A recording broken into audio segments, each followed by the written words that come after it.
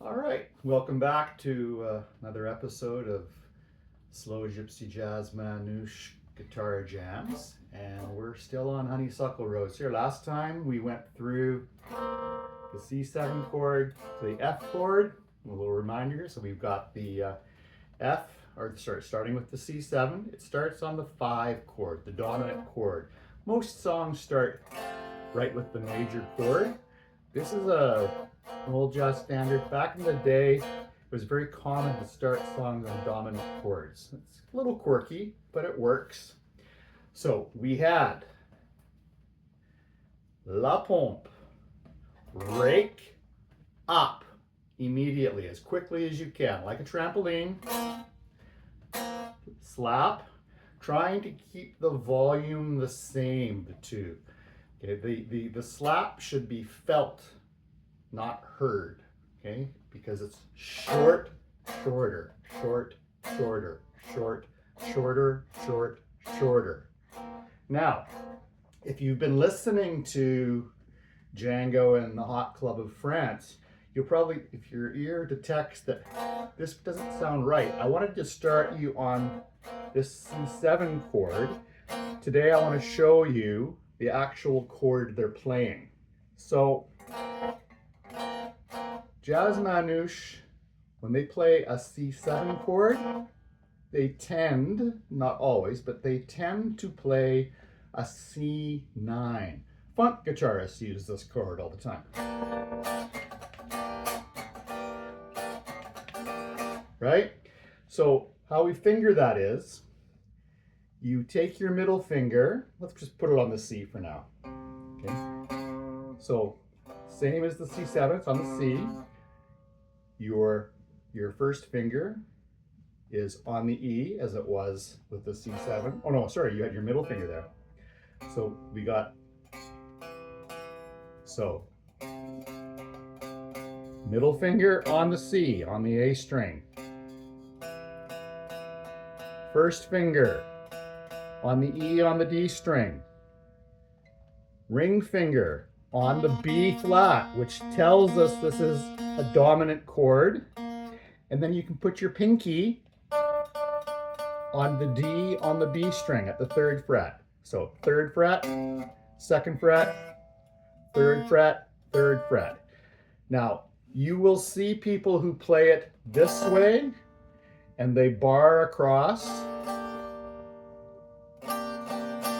I like to finger it this way because I like to avoid playing the high E string. That way you don't step on the melody, you don't step on the soloist, and it's also easy to just bounce and get your pompe really swinging. It's harder to bounce when your hand's flat like that, I find. Okay? Experiment, see what works for you. So, that is the voicing that Django and the Hot Club would use. Now, the full voicing they would use, and you don't have to do this, okay, but they would take their middle finger, place it between the A and the E string, like that, and that way you're getting a real power chord. If you can't, it takes a while to find the sweet spot on that, you can just go with the C and ignore the C. Ignore that one. But if you want to try and get that one down, it sounds really good. Hear the meat on that. Right.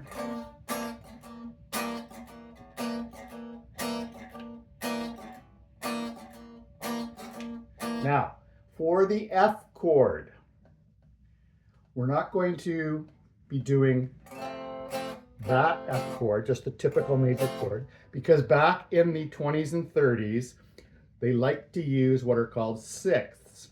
If you take the scale of F, do, re, mi, fa, sol, la, okay, there's the 5th, the next note is a D. That is the 6th tone in the scale.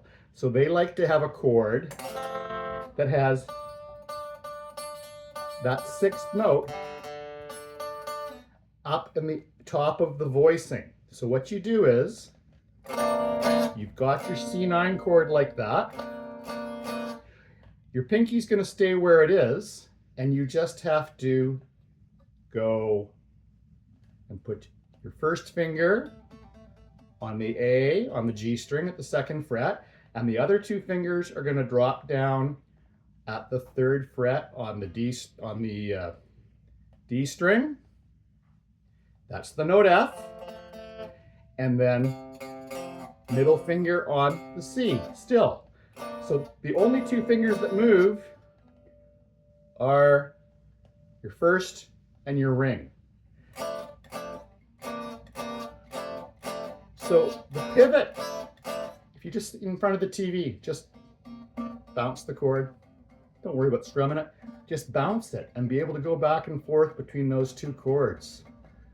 You'll be doing that a lot in jazz manouche, or, well, yeah, modern jazz uses funkier, groovier chords and all the rest of it. We're talking about hot jazz here, hot Club of France. Okay? Now, so I'm going to groove on that so you can hear what it sounds like. Okay? So when I say C dominant, it's this C9. And when I say F6, it's the form I just showed you. All right? After I give you a little taste of it, then I'm going to show you the intro to the song. The intro is really pretty darn easy. Okay, so starting off, C dominant.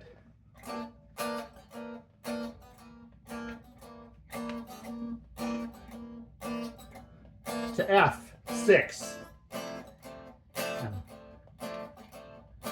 Hear how smooth that is between the 2 chords? Because they have 2 notes in common. That C on the A string and that D on the B string.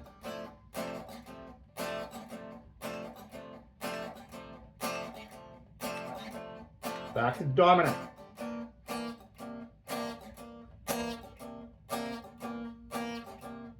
Now you can rock back and forth between the G and the C note on the dominant chord. Just by moving that 1 finger. Back to the F6.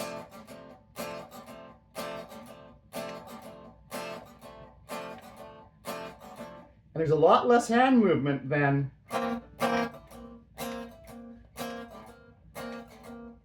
with the C7 to F. Now, but there's a reason why I showed you this one. Now, before I show you the intro, back in the 20s, a very common move, because you had songs where they'd be on the 1 chord, it's 4 measures that were on the 1 chord. To break the monotony, if you're familiar with the song, "Oh yes, I'm the great pretender," that is an augmented chord. So you have a C7,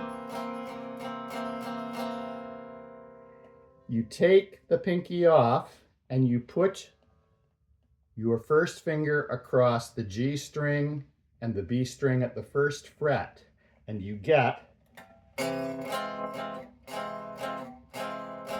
that augmented chord is screaming, "Move to F."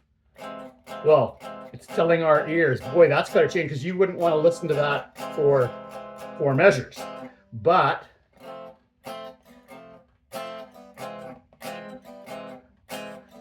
breaks the monotony of the... Can you hear that? So I'll just play through that part just so you can hear what it sounds like. So we have the C7 chord.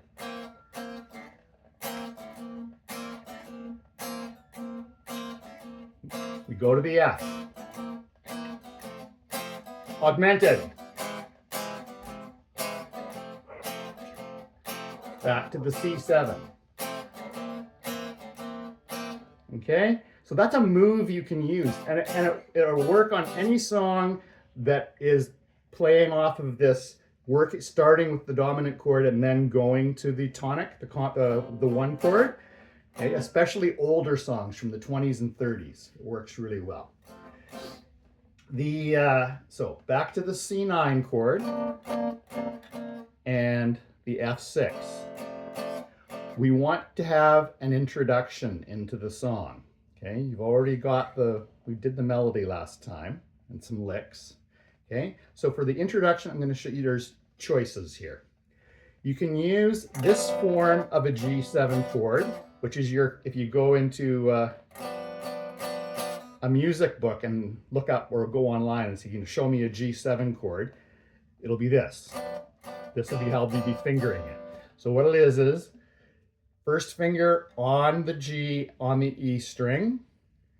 Your first finger is slightly touching the A string, so it's not going to make a sound. Your middle finger goes on the 3rd fret of the D string. That is the note F. That is what makes it a dominant chord. Just as the B flat made a C7 a dominant chord, this F in a normal G chord, that note is not an F, it is G. There's no F in a normal G chord. You just have G, G, D, G, B, D, G, G, B, D. That makes a G chord. But we want a dominant chord, so there we go. F there. Now, your pinky is going on the 4th fret of the G string. That's the note B, the 3rd of the chord that tells us it's a major chord, a major dominant. And then your ring finger is on the 3rd fret of the B string. That's the note D. So we have a G, we have a B, we have a D, and an F, making it a dominant chord. Now, gypsy jazz rhythm guitarists, as a rule, will do the Hendrix. And just like the shape of a D chord, a traditional D chord, except here, what you were doing there, they'll do that with these 3 fingers. Pinky's free to add color if you want, and your thumb is over the top. And really hardcore gypsy jazz rhythm guitarists will take their pinky and try to get that note D here. You don't need to. And you don't even need to do thumb over the top. Okay, that's preference. This is just fine. Okay, so the intro takes this G7 chord, moves it down 1 step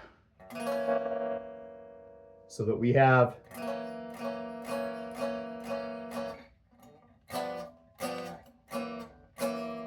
and then we go to the F6. G7, G flat. Now notice that the bass line movement is going G, G flat. It wants to go to that F.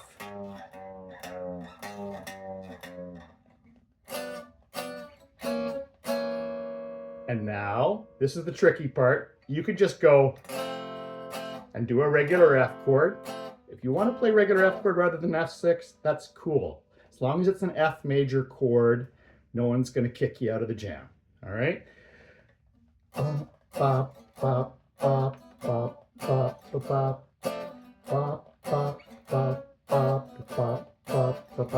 play it with the F chord so you can hear the difference in the sound.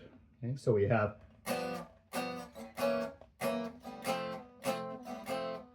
like the major is hitting you over the head. Whereas with the F6, that D note sort of softens the landing. Okay, softens the landing. So, your choice. Your intro, you can either play it with the regular F major chord. And we do that 3 times.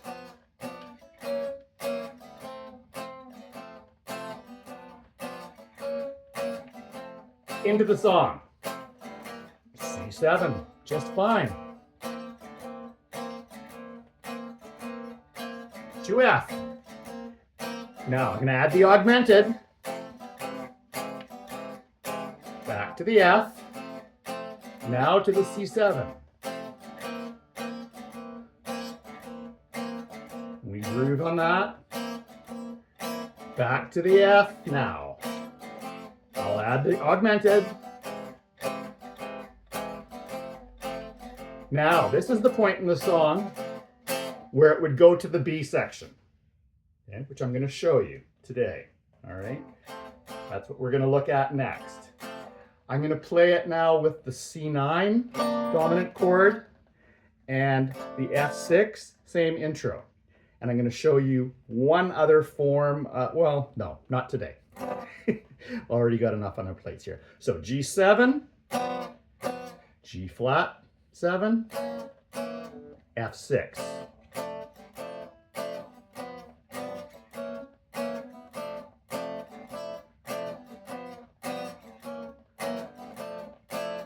Into the song. C9.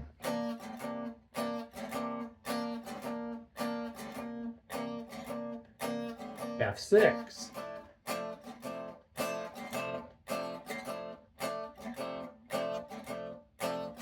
Now, in the same way that I said you could break the monotony of the F chord by throwing in the augmented, with the F6, what you can do is break the monotony by going back to the C9 chord for just a little taste and then back again to the F6. So we could have like this.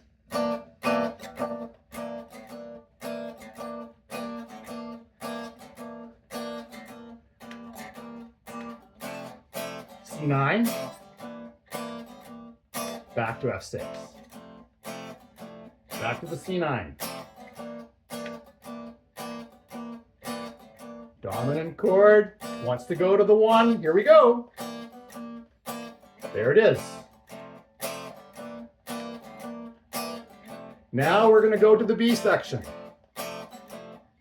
So, the B section, the song remains in the key of F. Okay? But, just like, you know the song, how was it called? What's the name of that song again? Oh, I'm drawing a blank. Oh yeah, Wild Thing. Wild Thing.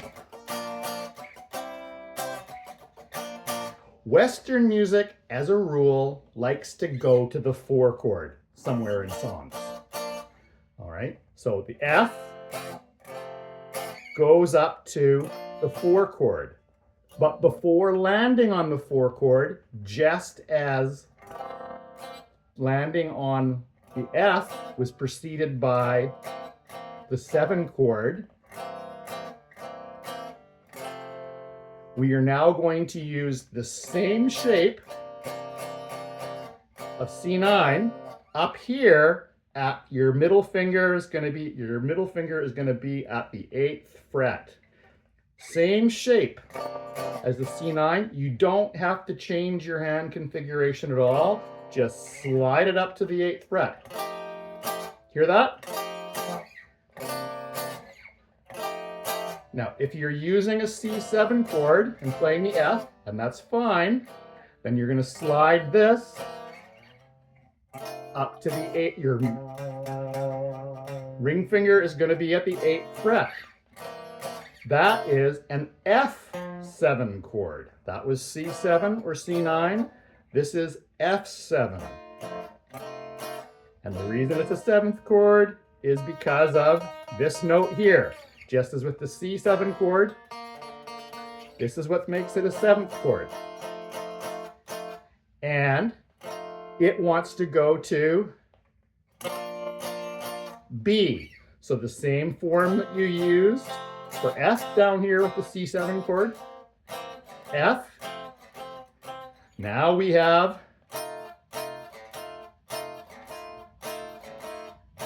B flat, because this note here at the 6th fret on the E string is a B flat. That's a B flat chord.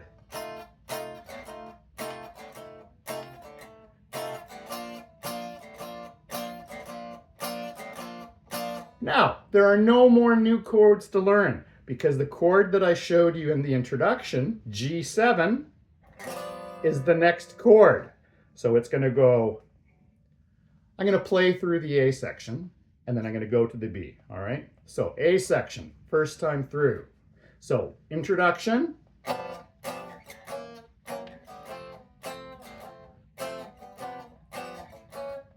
I'm going to do it with the old style chords, Harry. C7.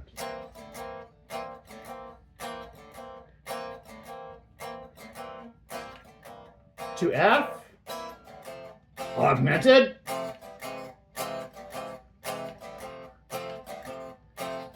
Back to C7.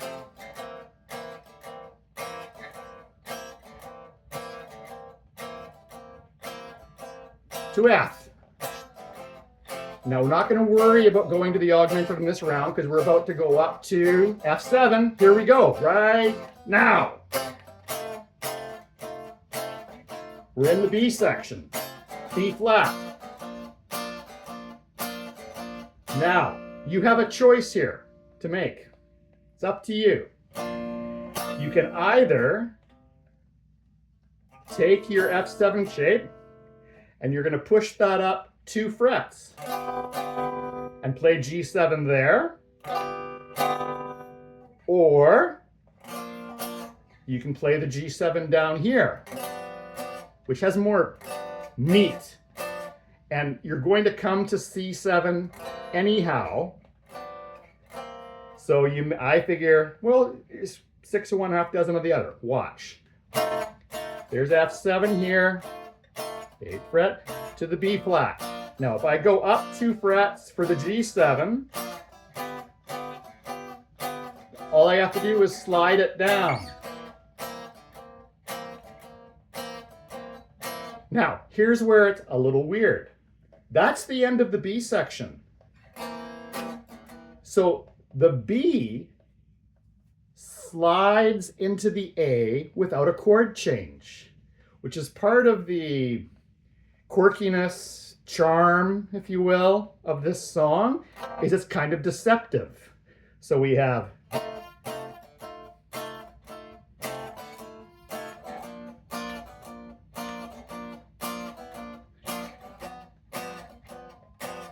we're still in the B, we're still in the B. Now we're in the A. We're back to the A. Go to the F chord, now. Augmented.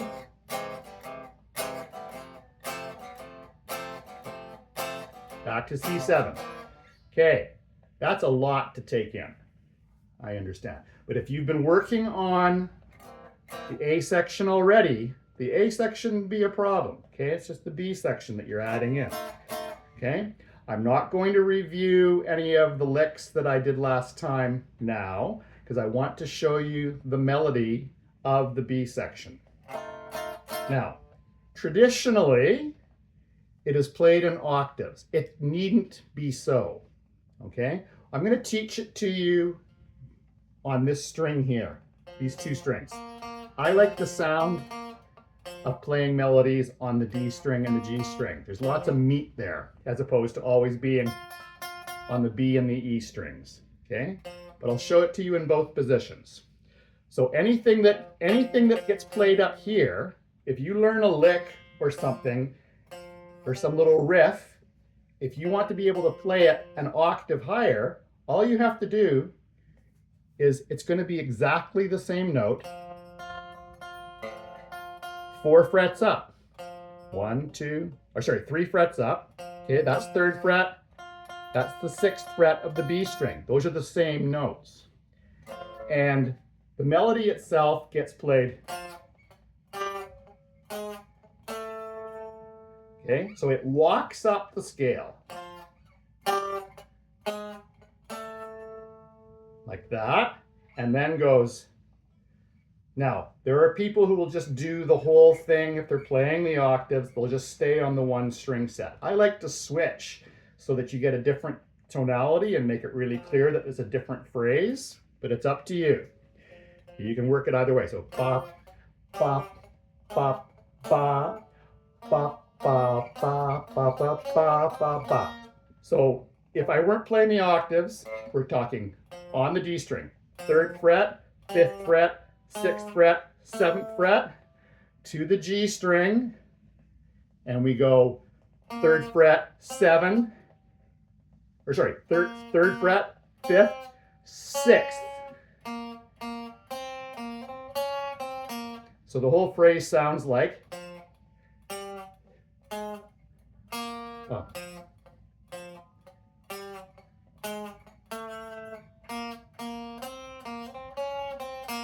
Now, the beauty of it is, once you get that down, that very same melody then just gets moved up 2 frets.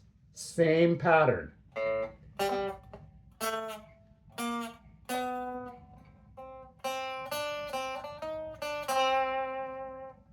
Now you see, you get way more good vibrato on these. I mean, I put new strings on, so it's got lots of that. So again, we've got F7,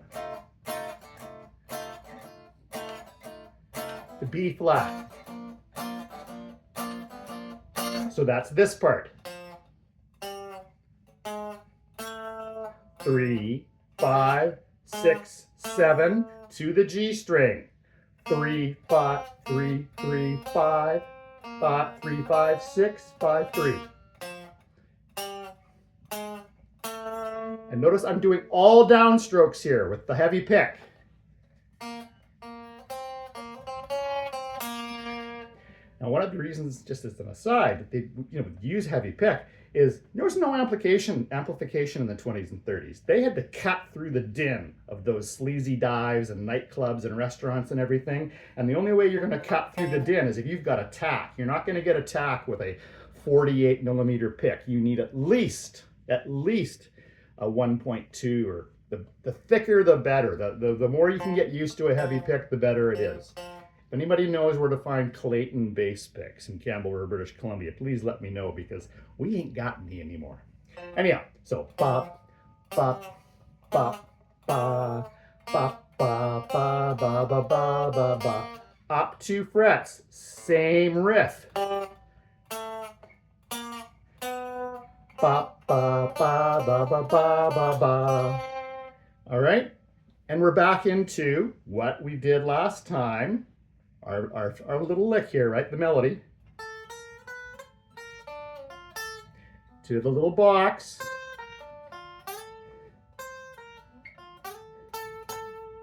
And then the blues lick. Or with the ornamentation. Okay, now, last thing before I review everything that we've just covered. This lick here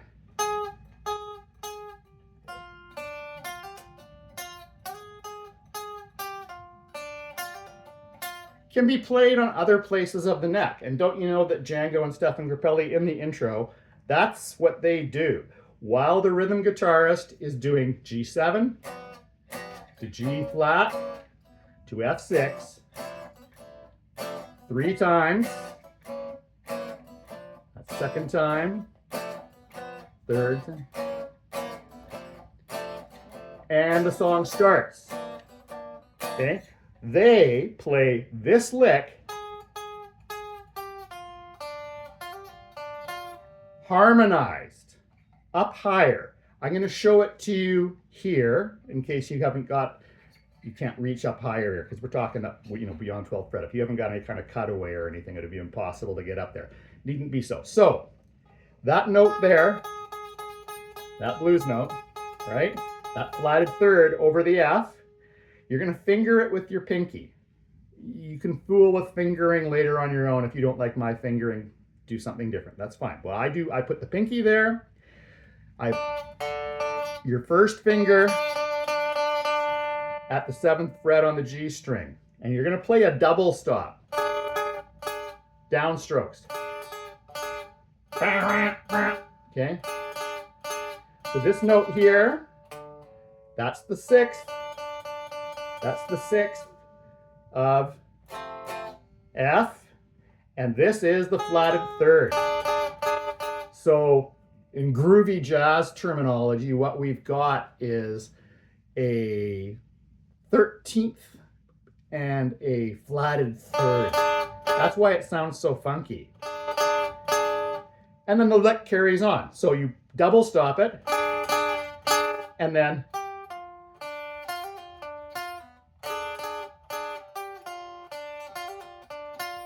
all right.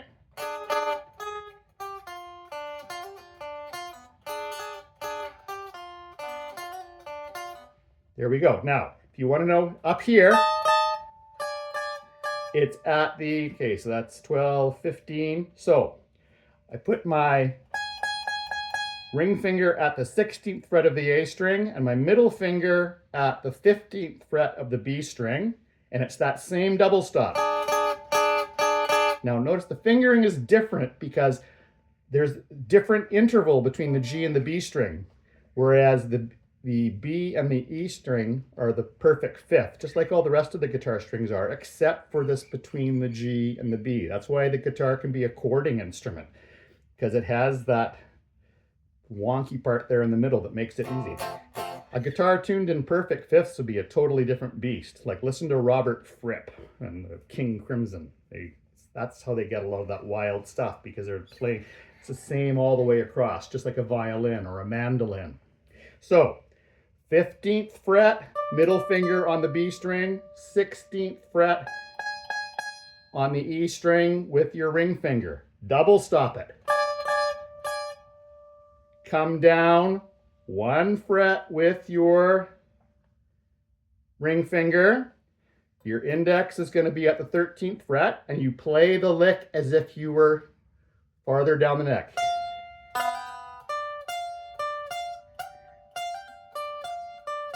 Okay, except that it's just straight and you're playing that note still. So that's the same lick, right? So what they do in the arrangement, if you listen carefully, is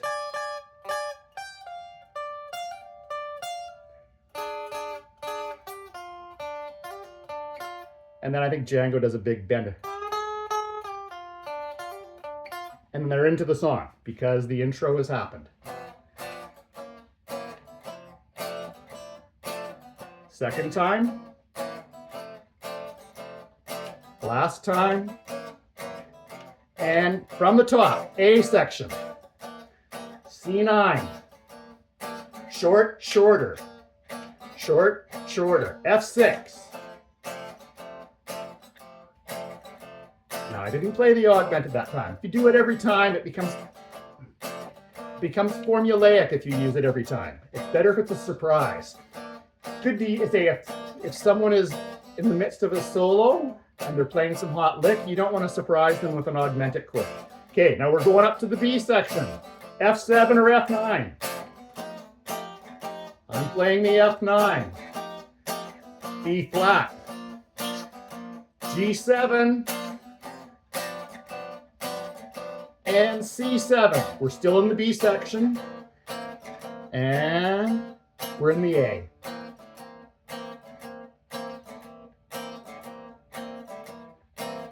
To the F. I will play the augmented this time. Back to C7. I'm playing the C9 form. Can you hear I've got those 2 strings covered? You get a real chunk.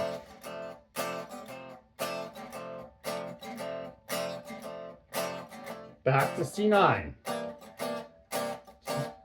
So I'm doing both strings. You can hear that bite? Real low end growl. Okay, so we're going to the B section now. Get ready. Here we go.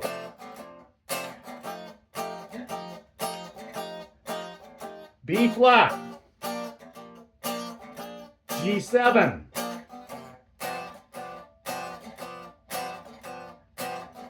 C7 dominant or C9. And we're in the A.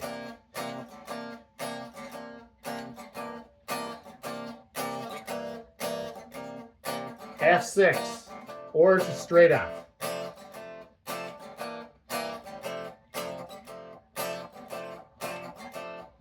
Okay, that's going to be enough to keep you going for a while. All right, so keep listening to the recording. Now, one last point. I'm not teaching this because I prefer this 20s, early 30s, roaring 20s, early 30s style of just having the 5 chord. A lot of modern gypsy jazz, they will play what's called a 2-5. So if you have in the key of F, the chords are F, G minor, A minor, B flat, major, C major, D minor, and then E half diminished, but we don't have to go there. That's neither here nor there. So that's the sound. That's the sound of, like, you know, the Beatles. If I fell for you, I know. Okay, it's that chord progression. That's where it comes from. It comes from the major scale. The Allman Brothers, Melissa.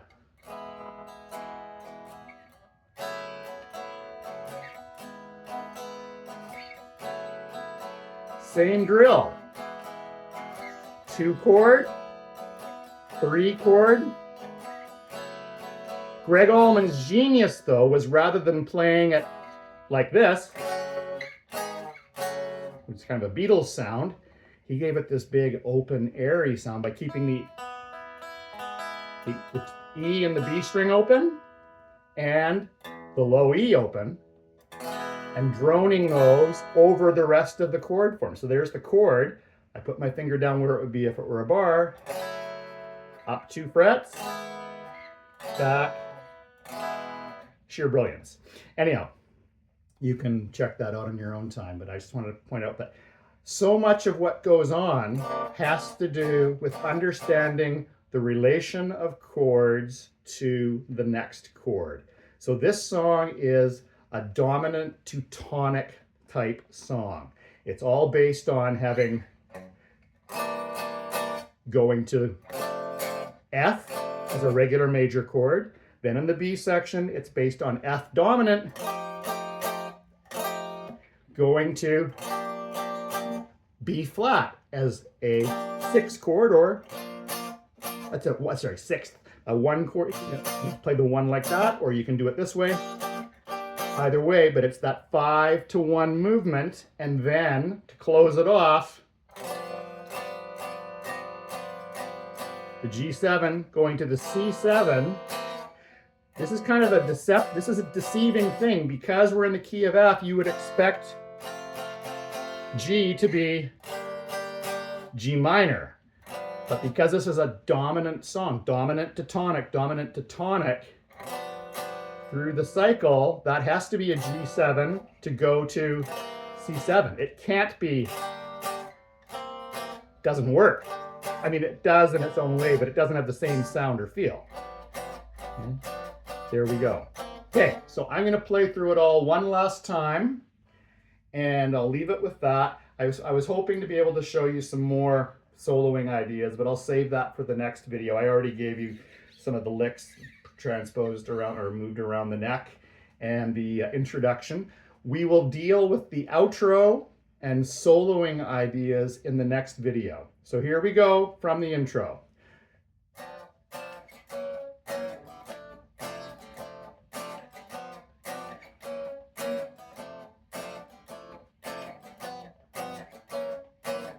And A form starts. Here we go. Going to the F6.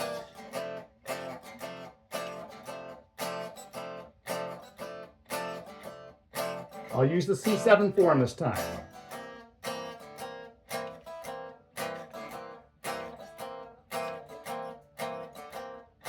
And regular F.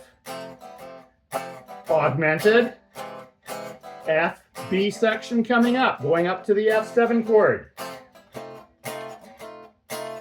B flat. G7. C7.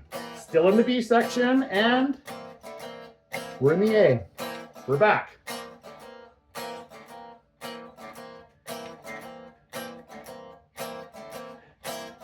to the F. Augmented.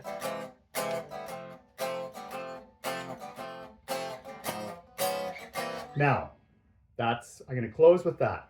To go back to the C7, to really make the point that there's a change happening, rather than going and carrying, I've done the augmented, rather than going directly to C7, I play the chord that is a half tone up and slide into it.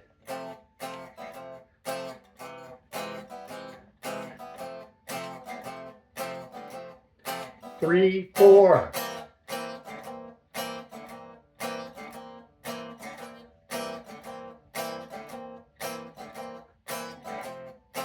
Augmented. And I'll slide up.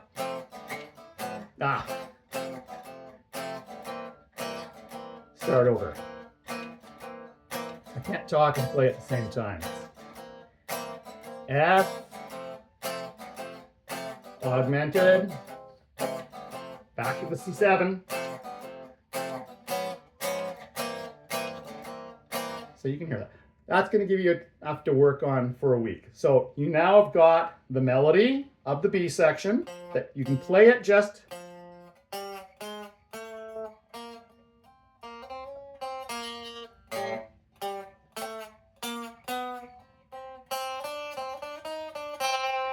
that'll work just fine. If you want to try the octaves, feel free. If you want to play this melody on the B and E strings, all you have to do to find your note, put your pinky down there on the B string, there's your starting note.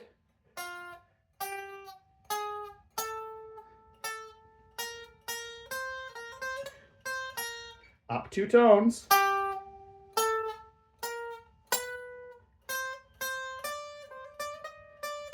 And then you're back into, oh.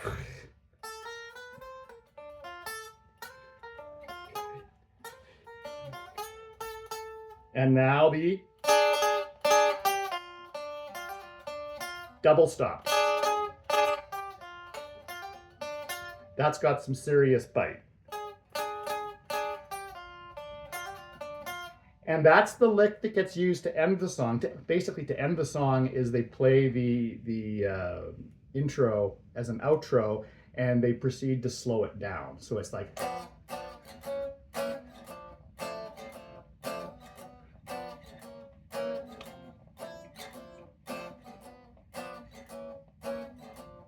And then they just strum the F chord.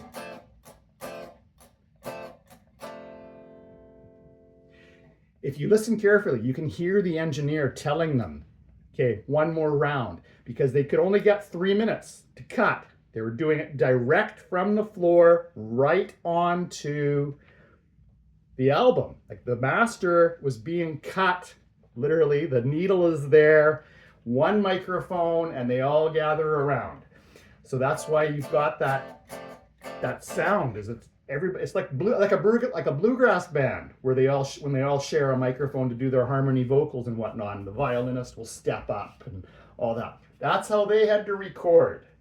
So I mean, if you listen very carefully to what they're doing, it's pretty impressive that they were able to get the sound quality that they got and the balance, and you can hear all the various instruments.